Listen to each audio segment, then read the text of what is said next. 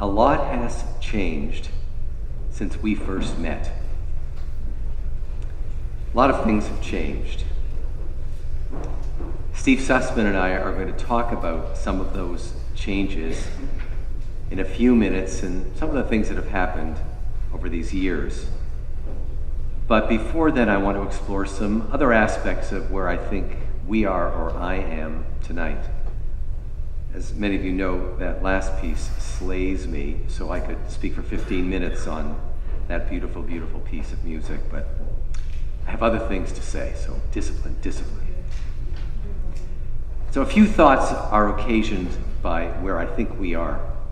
This week is the Torah portion called Beha'alotecha. It's a long title from the first word of the Torah portion. It's a Torah portion from the book of Numbers, which starts out by talking about how a menorah, a 7-branch menorah, is to be erected in the desert, in the tabernacle, the tent of meeting, where the Israelites are going to pray. And it goes on from having described that to actually saying that at a certain point in this week's Torah portion, our ancestors left Mount Sinai. They hadn't done so. And now they leave Mount Sinai and they head on their way to the promised land. And almost immediately when that happens, there's complaining. The people are hungry and thirsty. They complain to Moses. Moses despairs, and God has him share leadership more broadly. When all seems well, Miriam and Aaron, the brother and the sister of Moses, they privately assail Moses over other matters. And then Miriam is singled out and smacked with a dose of leprosy. Moses responds to this with shock, and he responds to this with prayer. And it all ends, the whole Torah portion ends, with Miriam being healed and the journey towards the promised land continuing. This is a long, bumpy Torah portion with many mixed materials. And I mention it because this is precisely the parasha that was read 39 years ago, early in June, on the Shabbat when I was ordained as a rabbi. So, little did I know, in Cincinnati, June of 1977, I would be standing here, and it turns out I conclude as I began. Bookends. Torah portion here, Torah portion there. It really is enough to make you think and to wonder and to pause at least a little. I thought about this earlier this week, and I thought about beginnings and endings and the end, and 2 quotes came to mind, the first of which I'll share with you right away. I hope you'll recognize it. It comes from the poet T.S.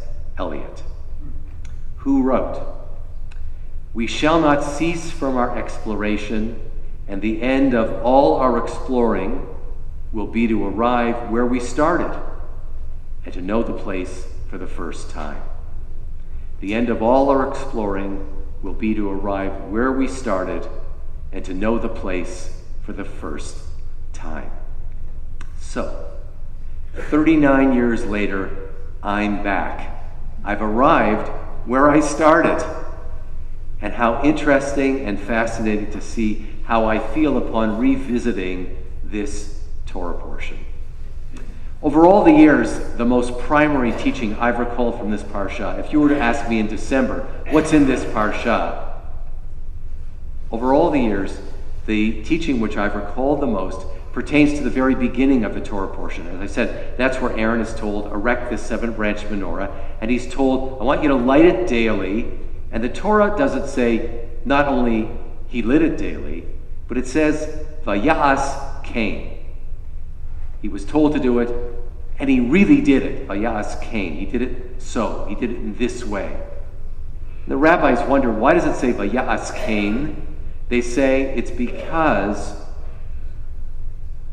Aaron didn't only do this day in and day out, but Aaron did this particular ritual deed every day, year after year after year after year, and he never lost his fervor, and he never lost his commitment, and he never lost his desire. Vayas Cain, he'd done it 1,000 times. The next morning, he did it with the same fervor and commitment and desire. So it's not so surprising that I, as a beginning rabbi, might have highlighted and wanted to remember that Torah possibility. Vayas Cain, keep going at it with fervor and commitment and desire. And then 39 years go by. We shall not cease from our exploration, and the end of all our exploring will be to arrive where we started and know the place for the first time.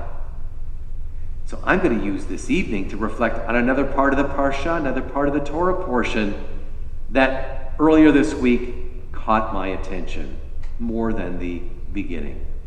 I'm at the end of the Torah portion, where Miriam, as I said, was stricken with leprosy, and Moses was shocked, and Moses broke into prayer and said, Elna Rafana La, O God, please heal her. Elna Rafana La, O God, please heal her. So why does this jump out at me this evening? That's not because I've turned sentimental or magical. It's not that I'm suddenly believing God will magically insert God's self into our world and fix what can't be fixed or what have you. But at some moments, especially this moment of transition, our focus isn't on the distance. It's not on tomorrow. It's not on Aaron getting up tomorrow morning and doing what he's always done with zeal and ardor and all of that and vigor. Some moments are just meant to be savored. Sometimes you just want to sense the magic, the holy possibilities of our sanctuary, which you filled so beautifully with so much of the music that we did tonight. Some moments you don't want to be going anywhere. You just want to relish what you have in your hand and your heart and your soul. So no Aaron scurrying to do something on this Shabbat. I'm resting, reflecting, and I'm hoping, and I'm praying. Oh God, please heal all of us. Please heal her and all those in need of healing. And I remember, we shall not cease from exploration, and the end of all our exploring will be to arrive where we started and to know the place for the first time. Or surprise of surprises, as I was sitting earlier this week and I thought of T.S. Eliot, I thought about another quote I know about, in the end. Abbey Road. Paul McCartney. And in the end, the love you take is equal to the love you make.